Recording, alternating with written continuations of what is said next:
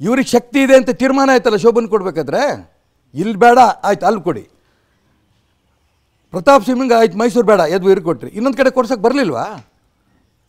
C T Ravi, ನಮ್ಮ ಪ್ರತಾಪ್ ಸಿಂಹ ಇಬ್ಬರೂ ಕೂಡ ವಿಧಾನಸಭೆ ಚುನಾವಣೆ ಮುಗೀತಿದ್ದಂಗೆ ಸಿದ್ದರಾಮಯ್ಯನವ್ರಿಗೂ ಕೂಡ ಯಡಿಯೂರಪ್ಪನವ್ರಿಗೂ ಕೂಡ ಸೀಟ್ ಹೊಂದಾಣಿಕೆ ಆಗಿದ್ದಕ್ಕೋಸ್ಕರ ಕರ್ನಾಟಕ ರಾಜ್ಯದಲ್ಲಿ ನಾವು 66 ಸೀಟ್ ಹಿಡಿಯೋ ಕಾರಣ ಆಯಿತು.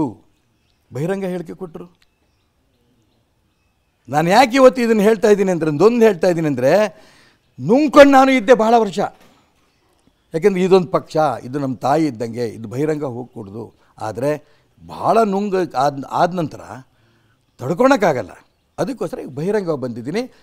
ನಾನು ಅದಕ್ಕೆ ಹೇಳ್ತೀನಲ್ಲ, ನಾನು ತೊಗೊಳ್ತಾ ಇರೋಂಥ ಸಂದರ್ಭದಲ್ಲಿ ನಮ್ಮ ಕಾರ್ಯಕರ್ತರು ಹೇಳಿದರು, ಸಾರ್ ಬೇಡ ಸಾರ್, ಇದು ಮೋದಿ ವಿರುದ್ಧ ಆಗುತ್ತೆ ಸಾರ್, ಬೇಡ ಸಾರ್, ಇದು ಪಕ್ಷದ ವಿರುದ್ಧ ಆಗುತ್ತೆ ಸಾರ್.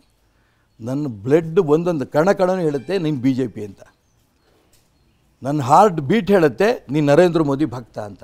ನನ್ನ ಪಕ್ಷದಿಂದ ಮೋದಿಯಿಂದ ಭಿನ್ನ ಮಾಡೋಕ್ಕೆ ಭಗವಂತನ ಕೈಯಲ್ಲೂ ಸಾಧ್ಯ ಇಲ್ಲ. ಈ ಚುನಾವಣೆಯಲ್ಲಿ ಗೆಲ್ತೇನೆ, ಅಕಸ್ಮಾತ್ ಪಕ್ಷ ಏನು ಮಾಡ್ಬೋದು, ನೋಟಿಸ್ ಕೊಡ್ಬೋದು, ಸಸ್ಪೆಂಡ್ ಮಾಡ್ಬೋದು, ಡಿಸ್ಮಿಸ್ ಮಾಡ್ಬೋದು. ಗೆದ್ದ ಮೇಲೆ ಎರಡೇ ಇವತ್ತಿನಿಂದ ಯಾವತ್ತು ಸಸ್ಪೆಂಡ್ ಮಾಡ್ತಾರೋ, ಒಂದು ಗೆದ್ದ ತಕ್ಷಣ ಭಾರತೀಯ ಜನತಾ ಪಾರ್ಟಿ ತೊಗೊಂಡೇ ಬರ್ತಾರೆ. ಜಗದೀಶ್ವರ್ ಪಾರ್ಟಿ ಬಿಟ್ಟೋದ್ರು. ಪಾರ್ಟಿ ಬಿಟ್ಟೋದಂಥ ಜಗದೀಶ್ ಶೆಟ್ಟರಿಗೆ ಕಾಂಗ್ರೆಸ್ ಸೇರಿಕೊಂಡ್ರು. ಅವರು ಮನೆಗೆ ಹೋಗಿ ಯಡಿಯೂರಪ್ಪನವ್ರು ಕರ್ಕೊಂಬಂದರು. ಈಗ ಅವ್ರಿಗೆ ಡಿಕ್ಲೇರ್ ಮಾಡಿಬಿಟ್ರು, ನೀನು ಬೆಳಗಾವಿ ಸೀಟು. ಯಾರು ಡಿಕ್ಲೇರ್ ಮಾಡೋಕ್ಕೆ ಹೇಳಿದ್ರು ಇವ್ರಿಗೆ? ಅಂಥವ್ರಿಗೆ ಪಕ್ಷಕ್ಕೆ ಸೇರಿಸ್ಕೋತಾರೆ, ನನಗೆ ಪಕ್ಷಕ್ಕೆ ಸೇರಿಸ್ಕೊಳಲ್ವಾ? ನಾನು ಯಾಕೆ ಹೇಳ್ತಾ ಇದ್ದೀನಿ ಅಂತಂದರೆ, ಈ ಪಾರ್ಟಿ ನನ್ನ ಬ್ಲಡ್ಡು, ನನ್ನನ್ನು ಯಾವುದೇ ಕಾರಣಕ್ಕೂ ಈ ಪಾರ್ಟಿಯಿಂದ ತೆಗಿಬಾರ್ದು. ನಾನು ಏನೇ ಹೇಳಿದೆ ರಾಧಾಮೋಹನ್ ಅವರಿಗೆ, ನೀವು ತೆಗೀರಿ, ನಾನು 2 ತಿಂಗಳಲ್ಲಿ ಮತ್ತೆ ಬಂದು ಅದೇ ಭಾರತೀಯ ಜನತಾ ಪಾರ್ಟಿ ಪಾದದಲ್ಲಿ ಬಿಟ್ಟು ಸಾಮಾನ್ಯ ಕಾರ್ಯಕರ್ತನ ಕೆಲಸ ಮಾಡ್ತೇನೆ. ಇದೇ ನರೇಂದ್ರ ಮೋದಿ ನನ್ನ ದೇವರು ಅಂತ ಏನು ಭಾವಿಸಿದ್ದೇನೆ, ಆ ದಿಕ್ಕಿನಲ್ಲಿ ಆ ಸ್ಥಾನದಲ್ಲಿ ಅವ್ರನ್ನ ಇಡ್ತೇನೆ ಕೊನೆದಿಗ. ಅದಕ್ಕೋಸ್ಕರ ಹೇಳಿದೆ, ನರೇಂದ್ರ ಮೋದಿಯವರಿಗೆ ಈ ಬಂದಂಥ ಸಂದರ್ಭದಲ್ಲಿ ನಮ್ಮ ಪುಣ್ಯಭೂಮಿಗೆ ನರೇಂದ್ರ ಮೋದಿ ಬರ್ತಾ ಇರೋದು ನಮ್ಮೆಲ್ಲರದ್ದು ಭಾಗ್ಯ. ಅವ್ರು ಬರ್ತಾ ಇರೋಂಥ ಸಂದರ್ಭದಲ್ಲಿ ಅವ್ರ ಕನಸುಗಳು ಏನಿದೆಯಲ್ಲ, ಕುಟುಂಬ ರಾಜಕಾರಣ ಹೋಗಬೇಕು ಅವ್ರ ಕನಸು, ಹಿಂದುತ್ವ ಉಳಿಬೇಕು ಅವ್ರ ಕನಸು, ನಮ್ಮೆಲ್ಲ ಕಾರ್ಯಕರ್ತರು ಸಂತೋಷವಾಗಿರಬೇಕು ಅವ್ರ ಕನಸು. ಅವರ ಕನಸನ್ನು ನನಸು ಮಾಡೋ ದಿಕ್ಕಿನಲ್ಲಿ ನಾವೆಲ್ಲರೂ ಅವ್ರು ಬರ್ತಾಯಿದ್ದೀವಿ, ಬೆಂಬಲ ಕೊಡ್ತಾಯಿದ್ದೀವಿ. ನೀವು ಶಿವಮೊಗ್ಗಕ್ಕೆ ಬರ್ತಾ ಇರೋದಕ್ಕೆ ನಿಮ್ಗೆ ಸ್ವಾಗತ ಕೋರ್ತೀನಿ ಅಂತ. ನಾನು ಬರೋಕ್ಕೆ ಆಗ್ತಾ ಇಲ್ಲ ಅಂತ ನಾನು ನಿಮ್ಮ ಮುಖಾಂತರ ನರೇಂದ್ರ ಮೋದಿಗೆ ಹೇಳಿದೆ. ಯಾರು ಕರೆದಿದ್ರು ಈಶ್ವರಪ್ಪನವರೇ? ಇವನ್ ಸಂದರ್ಭ ಆದ್ಮೇಲೆ ಇನ್ಫ್ಯಾಕ್ಟ್ ಬಿಜೆಪಿ ನಾಯಕರು ಬಂದಿದ್ರು, ನಿಮ್ಮ ಮನೆಗೆ ಬಂದಿದ್ರು, ಬನ್ನಿ ಕಾರ್ಯಕ್ರಮಕ್ಕೆ ಬನ್ನಿ ಮಾತಾಡಿ ಅಂತ ಆಫರ್ ಕೊಟ್ಟಿದ್ರ, ಆಹ್ವಾನ ಕೊಟ್ಟಿದ್ರ? ಮತ್ತೆ ನಿನ್ನೆ ರಾತ್ರಿನೂ ಕೂಡ ಹೇಳಬೇಕೋ ಬೇಡ ಗೊತ್ತಿಲ್ಲ, ದೆಹಲಿಯಿಂದ ಎಲ್ಲ ನಾಯಕರು ಕೂಡ ಚರ್ಚೆ ಮಾಡಿ ನಮ್ಮ ರಾಷ್ಟ್ರೀಯ ಪ್ರಧಾನ ಕಾರ್ಯದರ್ಶಿಗಳಾದ ಸಂತೋಷ್ ಜಿಯವರು ಹೇಳಿದರು ನರೇಂದ್ರ ಮೋದಿಯವ್ರ ಕಾರ್ಯಕ್ರಮಕ್ಕೆ ಬನ್ನಿ ಅಂತ. ನಾನು ಅವ್ರು ಹೇಳಿದೆ, ಇಷ್ಟೆಲ್ಲ ಶುದ್ಧೀಕರಣ ಆಗಬೇಕು ಈ ಪಾರ್ಟಿಯನ್ನಂತ ನಾನು ಪ್ರಯತ್ನ ಮಾಡ್ತಾ ಇದ್ದರೆ ರಾಘವೇಂದ್ರ ವಿರುದ್ಧ ನಾನು ಚುನಾವಣೆ ನಿಲ್ತಾ ಇದ್ದೀನಿ. ನರೇಂದ್ರ ಮೋದಿ ಕಾರ್ಯಕ್ರಮಕ್ಕೆ ಬಂದರೆ ನನ್ನ ಎದುರಿಗೆ ಅವರು ರಾಘವೇಂದ್ರಗೆ ಓಟ್ ಕೊಡಿ ಅಂತ ಕೇಳ್ತಾರೆ. ನಾನೇನು ಮಾಡಬೇಕು ಅವಾಗ? ನಾನು ಅದಕ್ಕೋಸ್ಕರ ಅಲ್ಲೇನಾದ್ರು ಮತ್ತೆ ಮಾತಾಡ್ರೆ ತಪ್ಪಾಗುತ್ತೆ. ನರೇಂದ್ರ ಮೋದಿಗೆ ನಾನು ಸಲ್ಯೂಟ್ ಹೊಡೆದು ಹೇಳ್ತಾ ಇದ್ದೀನಿ, ನಾನು ಆ ಕಾರ್ಯಕ್ರಮಕ್ಕೆ ಹೋಗಲ್ಲ. ಗೆದ್ದ ಮೇಲೆ ಅದೇ ನರೇಂದ್ರ ಮೋದಿನ ಪ್ರಧಾನಮಂತ್ರಿ ಮಾಡೋದಕ್ಕೆ ನಾನು ಖಂಡಿತ ಕೈ ಎತ್ತಿದ್ದೀನಿ ಅನ್ನೋಂಥ ಮಾತನ್ನು ಸಂತೋಷ್ಜಿಗೆ ಹೇಳಿದ್ದೀನಿ. ಅನೇಕ ಹಿರಿಯರು, ರಾಧಾಮೋಹನ್ ನೆನ್ನೆ ಬಂದಿದ್ದರು, ನಾನು ಅವ್ರಿಗೂ ಹೇಳಿ ಕಳಿಸಿದ್ದೀನಿ. ನಮ್ಮ ಆರ್ಗ ಜ್ಞಾನೇಂದ್ರ, ರವಿಕುಮಾರು, ನಮ್ಮ ಶಂಕರಮೂರ್ತಿಯವ್ರ ಮಗ ಅರುಣ್ ಅವರೆಲ್ಲ ಬಂದಿದ್ದರು. ಈಗ ನಾಳೆ ಕಾರ್ಯಕ್ರಮಕ್ಕಾರ ಬನ್ನಿ ಅಂತ. ಖಂಡಿತ ಬರಲ್ಲಪ್ಪ. ನರೇಂದ್ರ ಮೋದಿಯವ್ರ ಕನಸನ್ನು ನನಸು ಮಾಡೋದಕ್ಕೋಸ್ಕರ ನನ್ನ ಪ್ರಯತ್ನ. ಗೆದ್ದ ನಂತರ ಅದೇ ನರೇಂದ್ರ ಮೋದಿ ಕಾಲಿಗೆ ಹೋಗಿ ಬೀಳ್ತೀನಿ, ಈ ಸ್ಪಷ್ಟವಾಗಿ ಹೇಳಿದ್ದೀನಿ. ಸರ್, ಕಾರ್ಯಕ್ರಮದ ಕೊನೆ ಹಂತದಲ್ಲಿದ್ದೀವಿ ಸರ್. ಈಶ್ವರಪ್ಪನವರ ಹಠ ಹೊಸತೇನಲ್ಲ. ಹಿಂದೆ ಹಲವಾರು ಬಾರಿ ಸಾಕಷ್ಟು ವಿಚಾರಗಳಿಗೆ, ಪಕ್ಷದ ವಿಚಾರಗಳಿಗೆ ಅಥವಾ ಸಿದ್ಧಾಂತದ ವಿಚಾರಗಳಿಗೆ ನೇರವಾಗಿ ಮಾತಾಡಿದ್ರೆ ಹಠ ಮಾಡಿದಿರಿ. ಆದರೆ ಈ ರಚ್ಚೆ ಹಿಡಿತೀರಲ್ಲ, ತುಂಬ ಗಟ್ಟಿಯಾಗಿ ರಚ್ಚೆ ಹಿಡಿತೀರಿ. ಅದೇ ರೀತಿ ಸಂಘದಲ್ಲಿ ಯಾರು ಹಿರಿಯರು ಮಾತಾಡಿದ್ರೆ, ಪಕ್ಷದಲ್ಲಿ ಯಾರು ಹಿರಿಯರು ಮಾತಾಡಿದ್ರೆ ಈಶ್ವರಪ್ಪನವರ ಕೋಪ ತಣ್ಣಗಾಗೋಗ್ಬಿಡುತ್ತೆ, ಬಂಡಾಯ ತಂಡಾಯ ಆಗೋಗ್ಬಿಡುತ್ತೆ ಅನ್ನುವಂಥ ಮಾತು ಕೂಡ ಇದೆ. ಈಗಲೂ ಕೂಡ ಅದೇ ಮಾತು ಹರಿದಾಡ್ತಾ ಇದೆ. ಅಮಿತ್ ಶಾ ಅವರೇನಾದ್ರು ಫೋನ್ ಮಾಡಿದ್ರೆ ಅಥವಾ ನಾಳೆ ನರೇಂದ್ರ ಮೋದಿಯವರೇ ಖುದ್ದಾಗಿ ನಿಮಗೆ ಕರೆ ಮಾಡಿದ್ರೆ ಈಶ್ವರಪ್ಪನವರು ಕಣದಿಂದ ಹಿಂದೆ ಸರಿತಾರೆ ಅಂತ. ಇದಕ್ಕೇನು ಹೇಳ್ತೀರಿ? ನೀವು ಈಗಲೂ ಕಮಿಟೆಡ್ ಆಗಿದ್ದೀರಾ?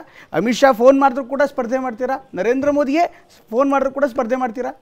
ನಾನು ಅವ್ರಿಗೆ ಕೇಳ್ತೀನಿ, ನಿಮ್ಮ ಸಿದ್ಧಾಂತವನ್ನು ಇಟ್ಕೊಂಡು ಹೊಟ್ಟಿದ್ದೀನಿ, ಹಿಂದುತ್ವ ಬೆಳಿಬೇಕು ನಿಮ್ಮ ಆಸೆ ಇದೆ, ಇಲ್ಲೆಲ್ಲ ನಮ್ಮ ಹಿಂದುತ್ವದ ನಾಯಕರನ್ನು ತುಳಿದು ಬಿಟ್ಟಿದ್ದಾರೆ. ಹೇಳಿದ್ನಲ್ಲ ಈಗ, ಯತ್ನಾಳ್, ಸಿ ಟಿ ರವಿ, ಪ್ರತಾಪ್ ಸಿಂಹ, ನಳಿನ್ ಕುಮಾರ್ ಕಟೀಲ್, ಸದಾನಂದ ಗೌಡರು, ನಾನು, ಇವರೆಲ್ಲ ಹಿಂದುತ್ವ ತುಳಿತಾ ಇದ್ದಾರೆ, ತಮ್ಮ ಮಕ್ಕಳನ್ನೇ ಬೆಳೆಸ್ತಾ ಇದ್ದಾರೆ. ಅದಕ್ಕೋಸ್ಕರ ನಾನು ಹೋರಾಟ ಮಾಡ್ತಿರೋದು ತಪ್ಪ? ಅವರಿಗೆ ಪ್ರಶ್ನೆ ಕೇಳ್ತೀನಿ. ಇಡೀ ಕರ್ನಾಟಕ ರಾಜ್ಯದಲ್ಲಿರೋಂಥ ಎಲ್ಲ ಕಾರ್ಯಕರ್ತರು ನೋವು ಅನುಭವಿಸ್ತಾ ಇದ್ದಾರೆ. ಇದು ನಾನು ಹೋರಾಟ ಮಾಡ್ತಿರೋದು ತಪ್ಪ? ಅವ್ರಿಗೆ ಪ್ರಶ್ನೆ ಕೇಳ್ತೀನಿ. ನಾನು ಅಕಸ್ಮಾತ್ ಫೋನ್ ಮಾಡಿದ್ರೆ ಅವ್ರು ಕನ್ವಿನ್ಸ್ ಆಗ್ತಾರೆ ಅಂತ ನಾನು ಅಂದ್ಕೊತೀನಿ. ಸಣ್ಣವನು ಆದರೂ ಕೂಡ ಅವನಿಗೆ ಹೇಳ್ಬೋದು ಅನ್ನೋದು ಧೈರ್ಯದಲ್ಲಿ ಅವ್ರು ಹೇಳಿದ್ರು. ನಾನು ಅವರಿಗೆ ಒಪ್ಪಿಸ್ತೀನಿ, ನಾನು ಯಾವ ಕಾರಣಕ್ಕೂ ಹಿಂದೆ ಸರಿಯಲ್ಲ ಅಂತ. ಇಷ್ಟರ ಮಧ್ಯೆ ನನ್ನ ಜೀವನದಲ್ಲಿ ಆ ಹಿರಿಯರ ಮಾತು ನಾನು ಹೇಳಿದ್ನಲ್ಲ, ರಾಯಣ್ಣ ಬ್ರಿಗೇಡ್ದಿಂದ ಹಿಡಿದು ಇಲ್ಲಿ ತನಕನೂ ಕೂಡ ನಾನು ಚುನಾವಣೆ ನಿಲ್ಲಬೇಡ ಅಂತ ಹೇಳಿದಂಥ ಎಲ್ಲ ಸೂಚನೆ ಕೂಡ ನಾನು ಕೇಳ್ಕೊತಾ ಬಂದಿದ್ದೀನಿ, ಆ ಸೂಚನೆ ಪರಿಪಾಲನೆ ಮಾಡ್ಕೊತ ಬಂದಿದ್ದೀನಿ. ಇದೊಂದಕ್ಕೆ ಮಾತ್ರ ನೀವು ಕ್ಷಮಿಸಿ. ನಾನು ಯಾವ ಕಾರಣಕ್ಕೂ ಕಾರ್ಯಕರ್ತರನ್ನ, ರಾಜ್ಯದ ಕಾರ್ಯಕರ್ತರನ್ನ ನೋವ್ಸೋಕ್ಕೆ ಇಷ್ಟಪಡಲ್ಲ. ಸಂಘಟನೆ ಸರಿಯಾಗಬೇಕು ಅಂತ ನನ್ನ ಅಪೇಕ್ಷೆ ಇದೆ. ಅದರಿಂದ ಹಾಗಾಗಿ ಯಾವ ಕಾರಣಕ್ಕೂ ಹಿಂದೆ ಸರ್ಕೊಳಲ್ಲ. ದಯವಿಟ್ಟು ಕ್ಷಮಿಸಿ, ಗೆದ್ದ ಮೇಲೆ ನಿಮ್ಮ ಪಾದಕ್ಕೆ ಬಂದು ಸೇರ್ಕೋತೀನಿ ಅಂತ ಅವ್ರಿಗೆ ಹೇಳ್ತೀನಿ. ಯಾವುದೇ ಕಾರಣಕ್ಕೂ ಅವರ ನಿಲ್ವಲ್ ಬದಲಾವಣೆ ಇಲ್ಲ. ಯಾರೇ ಫೋನ್ ಮಾಡಿದ್ರು, ಇಡೀ ಯಾರೇ ಫೋನ್ ಮಾಡಿದ್ರು, ನಮ್ಮ ನಾಯಕರ ಬಗ್ಗೆ ನಂಗೆ ಇವತ್ತು ಗೌರವ ಇದೆ. ಇನ್ ದ ಸೆನ್ಸ್ ಮೋದಿ ಅಂತವರು, ಅದೇ ಮೋದಿ ಅವರು, ಅಮಿತ್ ಶಾ ಅವರು, ಅವ್ರ ಬಗ್ಗೆ ನನಗೆ ನಾನು ಹೇಳ್ತೀನಲ್ಲ, ಅವರು ನಿಮ್ಮಷ್ಟೇ ಕಠಿಣವಾಗಿ ಇಲ್ಲ ಈಶ್ವರಪ್ಪನವರೇ, ಪಕ್ಷದ ನಿಲ್ವಲ್ಲಿ ಅಥವಾ ದೇಶದ ಹಿತಕ್ಕೋಸ್ಕರ ನೀವು ವಾಪಸ್ ಬರಬೇಕು, ನನ್ನ ವಿಶ್ವಾಸ ಇದೆ, ನನ್ನ ಭರವಸೆ ಇದೆ ಅಂದ್ರೂ ಕೂಡ ಆಗಲೂ ಇದೆ. ನಾನು ಅದೇ ಹೇಳ್ತೀನಲ್ರಿ, ನಿಮಗೆ ನನ್ನ ಬಗ್ಗೆ ಎಷ್ಟು ವಿಶ್ವಾಸ ಇಟ್ಕೊಂಡು ಇಲ್ಲಿ ತನಕನೂ ಕೂಡ ನನ್ನ ಬೆಳೆಸ್ಕೊತ ಬಂದಿದ್ದೀರಿ. ನಮ್ಮ ತಾಯಿ ಅಡಿಕೆ ಮಂಡಿಯಲ್ಲಿ ಕೂಲಿ ಮಾಡಿಸೋಂಥ ಹೆಣ್ಮಗಳು, MLA ಇಂದ ಉಪಮುಖ್ಯಮಂತ್ರಿ ತನಕ ತಂದಿದ್ದಂಥ ಪಾರ್ಟಿ ಇದು. ಅರ್ಥ ಆಯ್ತಾ? ಅದಕ್ಕೋಸ್ಕರ ನಾನು ಅವ್ರಿಗೆ ಹೇಳ್ತೀನಿ, ಇವತ್ತು ರಾಜ್ಯದಲ್ಲಿರೋಂಥ ಪರಿಸ್ಥಿತಿ ನಿಮಗೆ ಅರ್ಥ ಆಗಬೇಕು.